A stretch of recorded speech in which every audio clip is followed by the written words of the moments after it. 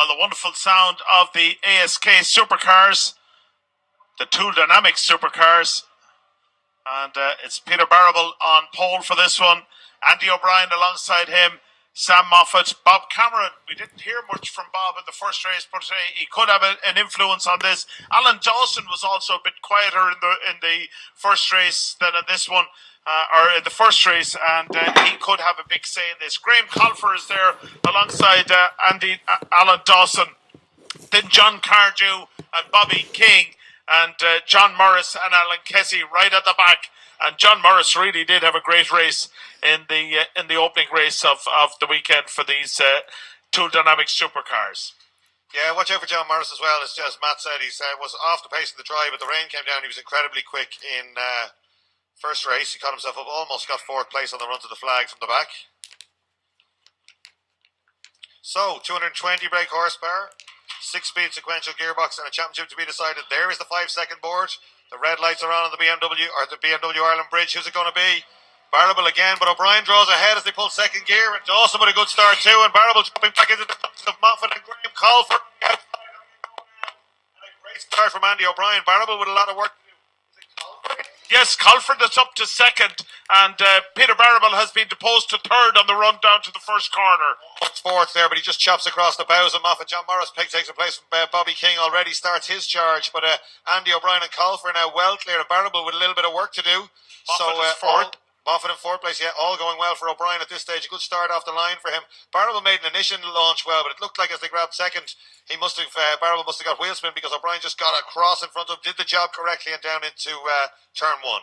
Well, that was a fine start by Andy O'Brien, and what a start by Graham Colfer, coming from row 3 of the grid, up the outside, slots himself into second, and now both himself and O'Brien drawing away from third place man Peter Barrable, who really needs to have a better finish in this for his championship aspirations. Yeah, O'Brien going nicely here, beginning to ease away perhaps from Graham Colfer in second place. Barrable really needs to dispose of Colfer in a hurry here, which won't be easily done. Graham Colfer comes from rallycross background again, superb car control.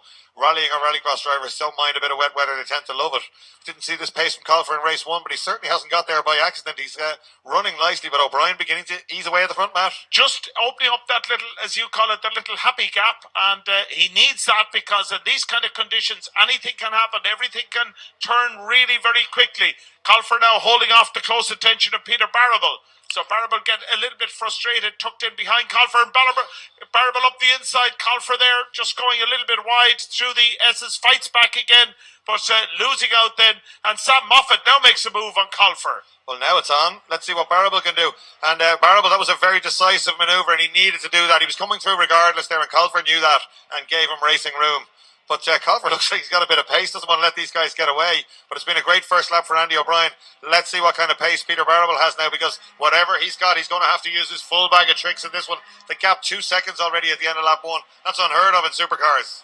Well, that's a big gap, and Andy O'Brien now would want to just drive his own lines. Don't look at the mirrors. Drive the dry line if you can find one. Just don't look at the mirrors. Don't get involved. And Peter Barrable then has to watch his mirrors because he's got Sam Moffat behind him, and certainly Sam Moffat looking very racy indeed.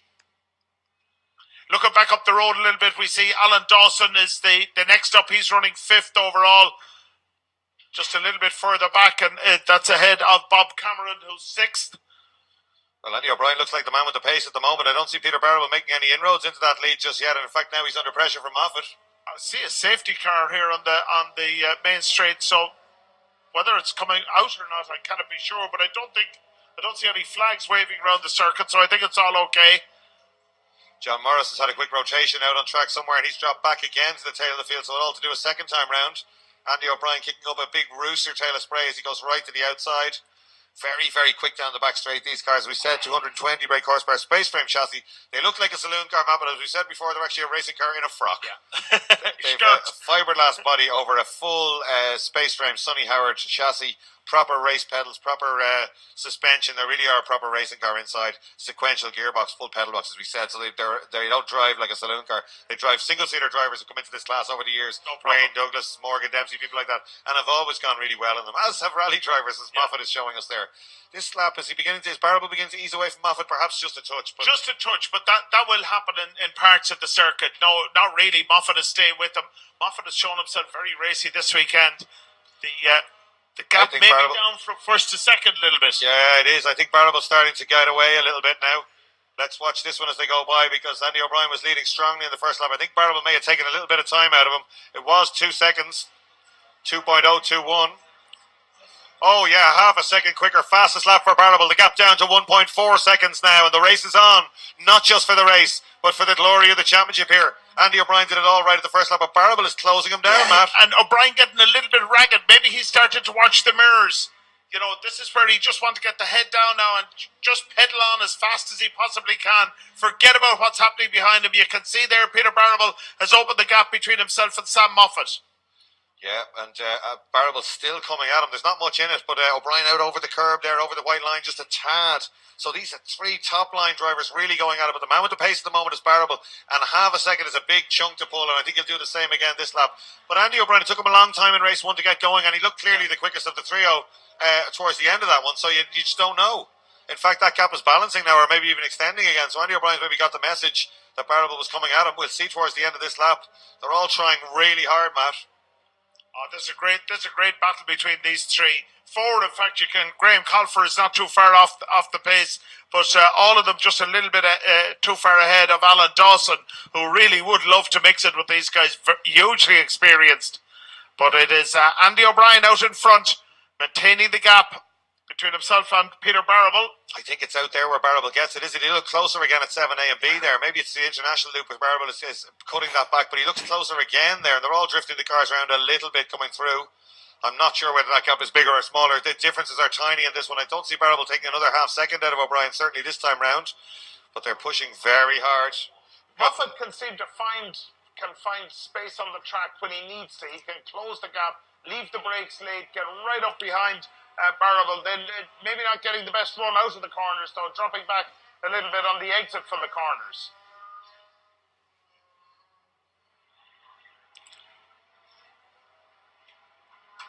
There's quite a bit of time left to run on this one.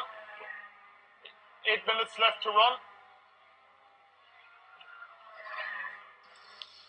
So 8 minutes still to go. There's Bobby King just joining. He was supposed to be out all year, but he's been busy with karting commitments and other stuff. That's the extra Rob McGovern car. So good to see him out for the Leinster Trophy in that one, but difficult conditions to get used to a supercar.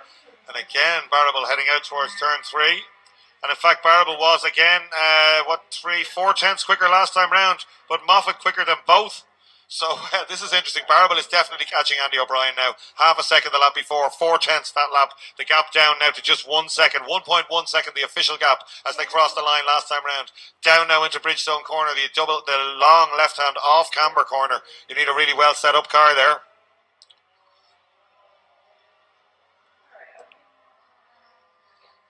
Well, not a lot to choose between these 3 then. But it's Andy O'Brien holding on to that lead. Slimmest of margins, really. Yeah, it's closing. It's on the international. Watch this down at 7A and B. That's where we saw Barrable visibly closing up last time round. So, in fact, still Barrable staying offline there. There is perhaps a dry line coming, John. So you could have been right in the last race. John's listening to some sort of bog ball on his earphones there. Barrable very sideways, bit of a mistake, but he was right up there. So Barrable just a little bit too committed there through 7B. But Barrable certainly was almost up with O'Brien there, but they're all on the limit. There will be little mistakes like that, and that's another mistake from Barrable, gone in too quick. The problem, and Barrable's off. Ah, that's a shame. Has he got a puncture? Barrable off the track. The car just wouldn't turn into both of those corners. I think he's going to have to pull in, and that is a shame. That is the number 1 will not be on that car next year. So whatever the problem was, the car just wouldn't turn in. 3 fastest laps in a row. Had just got up to the back of Andy O'Brien, and that pretty much means if it stays as is, Andy O'Brien is going to be champion. Well, a fine performance. Let's not detract from Andy O'Brien, but a real shame for Peter Barrable there. He had been going so well and clawing his way back into this one when it looks like a puncture or a suspension or something meant he was off the car, just wouldn't turn.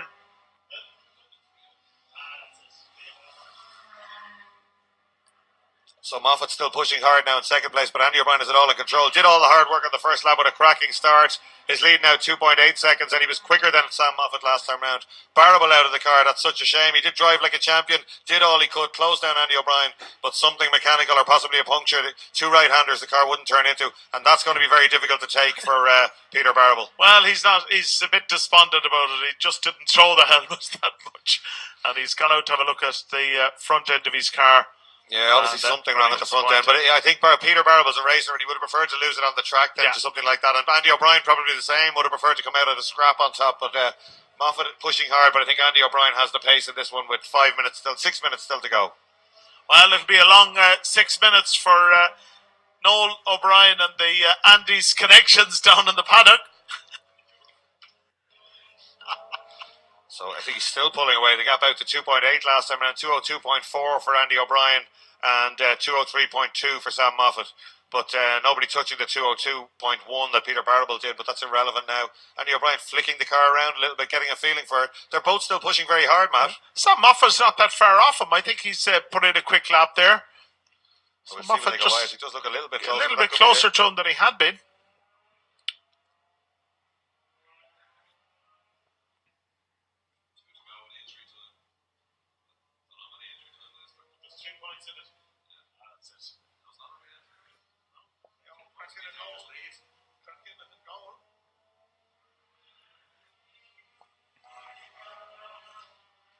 Just a little bit over 4 minutes left to run in this as Andy O'Brien now comes through Southside corner. He's listening now to all the noises in the car. This is the, as Alex Ferguson would say, the squeaky bum time of the race. When you were right, Matt. A lot quicker for Moffat that time around, 0.9 of a second quicker, and he now has the gap down to 2 seconds. So Moffat now picking up the challenge and charging after Andy O'Brien, and that's a big gap. 202.9 for Andy O'Brien. 202.2 for Sam Moffat, so the gap down to 2.109 seconds with 4 minutes 21 seconds still to run. Well, you would hope for the sake of Andy O'Brien now, not that we wouldn't like Sam Moffat to do well in it, but for the sake of Andy O'Brien that all would hold together for the next 3.5 minutes, 4 minutes left to run in this one for him. But Sam Moffat is on a bit of a charge. He's got the lights on there. He's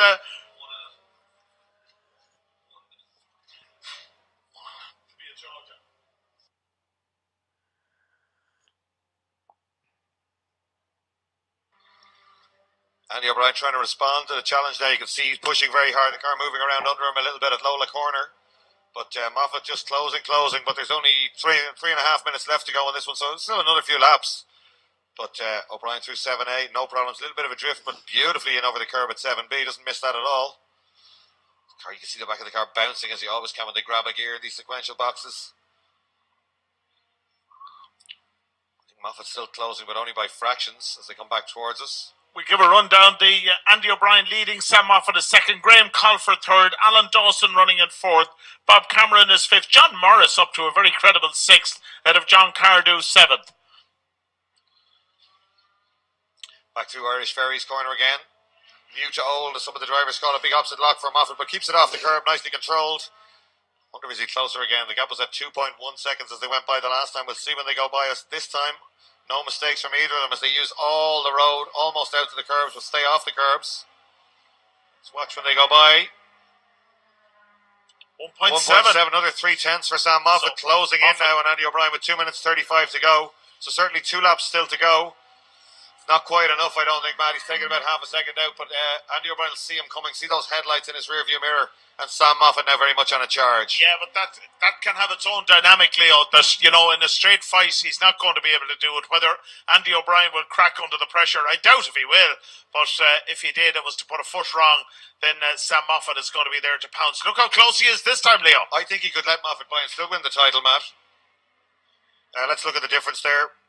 I think he can. He can, yeah. So even if Moffat does get by him, O'Brien will still take the title here. O'Brien going a little bit wide out onto the wet. Moffat keeps it tighter there. Yeah, but Andy O'Brien is a young racing driver, and he's not going to want to win in second. No, but he's going to have to work for this one because just closing Moffat into a beautiful rhythm, not sliding the car around like he was the first time. That's John Cardew has fired it off there on the exit of Irish Ferries corner, trying to restart, but that's not in the way. It won't cause a safety car. So Cameron and Dawson battling mightily off camera. I don't know why we're looking at that one. There's a battle about to start for the lead. We're waiting for the leaders to come up to this corner. Yellow flags being waved, but no big issue. He's going to pull back out as they arrive, perhaps. That oil flag's been there for a few laps, yeah. That's probably what John Cardew spun off on something funny at the back of the car. A little bit of grass. Maybe that's what it is. But we'd like to see the leaders, perhaps. And here we go. And again, it's a little bit closer again. It's much closer than the last lap as they go through Bahrain's bends. I think on the final lap, he's going to be close enough to have a go. So Andy O'Brien's going to have to decide whether to let him by and go for the championship or try and defend like mad and hope there's no fisticuffs. But Sam Moffat definitely has the eyes set on the back bumper of Andy O'Brien's car, and he's been closing him down for the last 4 laps in a row. Mistake there for Andy O'Brien. Had to lift off, I'd imagine, mid-corner there. But beautiful car control at the same time. And now Moffat's almost with him. It's outside corner. They come down to start what's going to be their last lap for the final race in the 2016 Tool Dynamics ASK Supercar Championship. We don't need the stopwatch this time. He's obviously gone way quicker again. Moffat right with him now as they go through. Fastest lap of the race for Moffat. Eclipses Barable's time, and the gap down to 0.6 of a second.